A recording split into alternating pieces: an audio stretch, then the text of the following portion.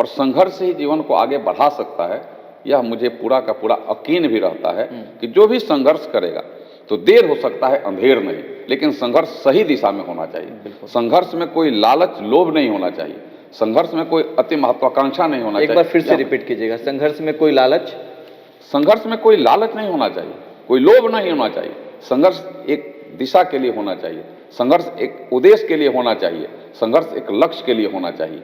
और जब हम दूसरे को नीचे दिखाने के लिए संघर्ष करेंगे तो हमें लगता है कि ईश्वर की भी कृपा नहीं रहती है। लेकिन जब अपने को आगे बढ़ाना और समाज के लिए कुछ करने की जब मनसा होगी तो फिर ईश्वर भी मुझे लगता है कि सहयोगी बन जाते हैं और आपका लक्ष्य भी प्राप्त होता है। और जब लक्ष्य प्राप्त होता है उसके बाद भी आप अगर संघर्ष आप करते हैं और फिर सेवा की भावना रहती है तो मुझे लगता है कि और आपको ईश्वर का आशीर्वाद, समाज का स्नेह, प्यार और उसका सहयोग आपको प्राप्त होते रहता है।